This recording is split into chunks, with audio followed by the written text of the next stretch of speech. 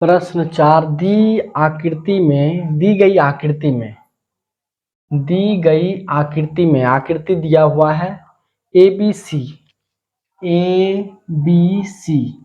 ये त्रिभुज जो बन रहा है हमारे पास ए बी सी, ये त्रिभुज जो बना है ये त्रिभुज, और दूसरा है ए बी डी, इसको भी हम खींच लेते हैं ए बी डी।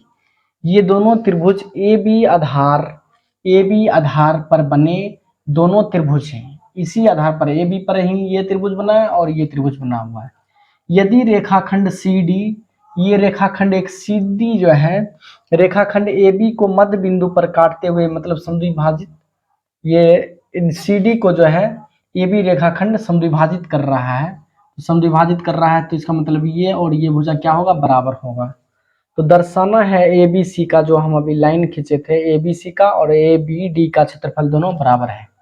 ये तो हम लिखेंगे दिया है, यहाँ हम दिया है, तो इस आकृति में हम लिखेंगे सीधा ए बी सी और ए बी डी जो है दोनों एक ही आधार पर बने हैं, और ये जो है सी ओ बराबर डी ओ, बस ये सब हमको पता है।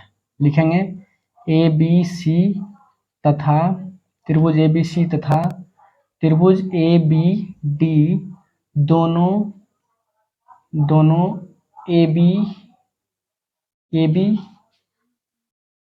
पर बना त्रिभुज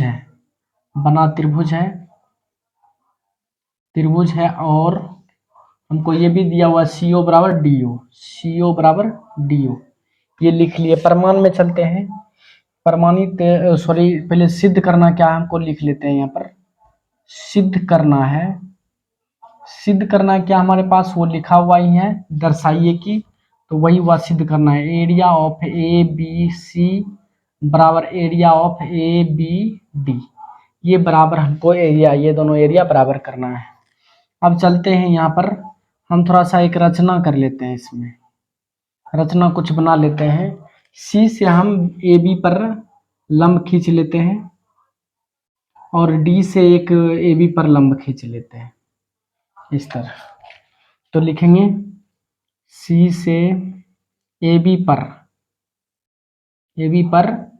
सी, इसको ई मान लेते हैं, सी से ए बी पर सी तथा डी से ए बी पर डी एफ, इसको एफ मान लिए।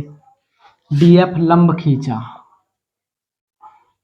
खींचा, चलो यहाँ तक तो हम समझ गए। अब आगे चलते हैं, प्रमाणित में चलते हैं। प्रमाण कैसे करते हैं इसको प्रमाणित में, तो हम सबसे पहले चलेंगे यहाँ पर इस दोनों त्रिभुज में चलेंगे, सी ई ओ में और ओ डी एफ में। यहाँ पर लिखेंगे त्रिभुज सी ओ ई तथा त्रिभुज डी ओ एफ में।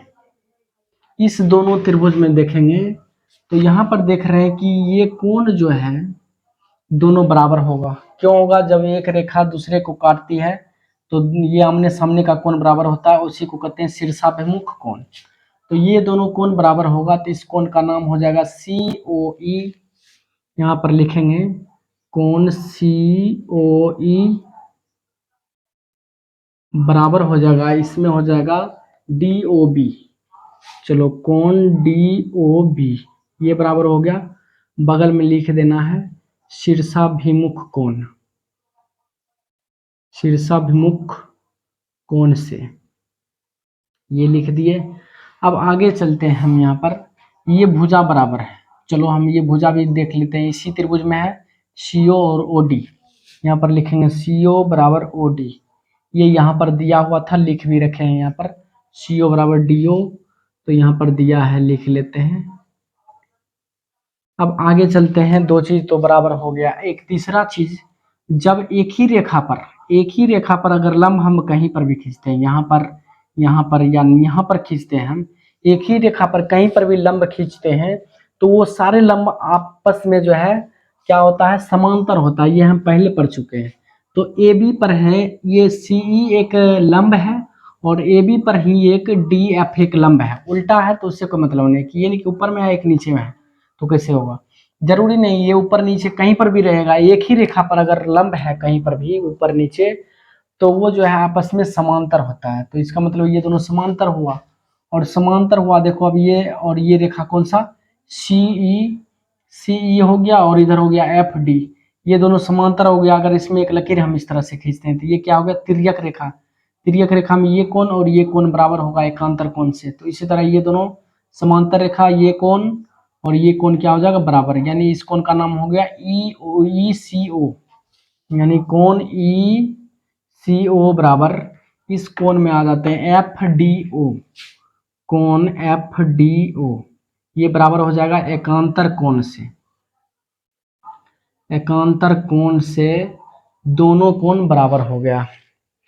अब चलते हैं दोनों त्रिभुज में सर्वांग हो जाएगा, इसलिए त्रिभुज लिखेंगे, इसलिए त्रिभुज सी ई ओ सर्वांग सम, त्रिभुज डी एफ ओ दोनों सर्वांग सम हो जाएगा। कौन से नियम से? ए एस ए नियम से, एस ए नियम से ये सर्वांग सम हो गया। सर्वांग सम हो गया तो इसका प्रत्येक भाग जो है बराबर होगा, यानी ये भुजा इसके बराबर है, ये भुजा इसके बराबर हो जाएगा। ये लंब जो खींच रखे हैं सी बराबर डी एफ हो जाएगा, यानी कि सी बराबर डी एफ हो जाएगा सी पी सी टी से। हम लोग ये पहले क्लास में पढ़ चुके हैं सी पी सी टी क्या होता है। तो चलो यहाँ पर हम लिख लिए सी पी सी टी से, मतलब सी पी सी टी का मतलब हुआ दोनों त्रिभुज का सर्वांग सम है तो इसका सभी भाग बराबर होगा, मतलब ये भी भुजा तो इसी त्रिभुज का एक हिस्सा है, तो ये भुजा और ये भुजा क्या होगा बराबर होगा। यहाँ तक हम समझ गए। अब चलते हैं हम इसका क्षेत्रफल निकालते हैं, ए बी सी का क्षेत्रफल, त्रिभुज ए बी सी का क्षेत्रफल यहाँ पर लिखेंगे। अब त्रिभुज ए बी सी का क्षेत्रफल, इसका क्षेत्रफल निकालेंगे तो इसका क्षेत्रफल तो 1/2 गुना आधार का मान, इसमें क्या हो जाएगा हमारा, इसमें आधार का मान ए बी ही होगा, ए बी लिखेंगे गुना लंब क्या हो जाएगा हमारा सी ई। चलो ये लिख लिए, यहाँ पर समीकरण 1 मान लेते हैं। पुनः चलते हैं हम त्रिभुज नीचे वाले में ए बी डी में, लिखेंगे त्रिभुज ए बी डी में, ए बी डी का क्षेत्रफल निकाल लेते हैं यहाँ पर। तो इसका भी क्षेत्रफल 1/2 गुना A B, Aadhaar A B है, चलो ए बी लिख लिए गुना सी। अब यहाँ पर देखो लंब क्या हमारा डी एफ, चलो डी एफ पहले लिख लेते हैं, डी एफ लिख लिए। अब आगे चलते हैं इसी का क्षेत्रफल, यानी त्रिभुज ए बी डी का क्षेत्रफल बराबर 1/2 गुना ए बी लिख लेते हैं। चलो अब यहाँ पर डी एफ है, डी एफ बराबर यहाँ पर हम साबित कर चुके हैं सी, तो डी एफ की जगह पर सी लिख देते हैं गुना सी ई, इसको समीकरण 2 मान लेते हैं। समीकरण 1 एवं 2 से, समीकरण 1 एवं 2 से, समीकरण 1 एवं 2 से दोनों में देखते हैं कि राइट साइड में दोनों बराबर है, ए हाफ गुना ए बी गुना सी, हाफ गुना ए बी गुना सी दोनों बराबर है, तो इस साइड का भी क्या बराबर होगा, दोनों बराबर होगा। तो क्षेत्रफल को ए आर से सूचित करते हैं, तो ए आर लिख सकते हैं ए बी सी, और इधर लिखेंगे A R A B D. यही हमको साबित करना था, यहाँ पर लिख रखें और यहाँ पर भी लिख रखें, सिद्ध करना है, यही साबित करना था।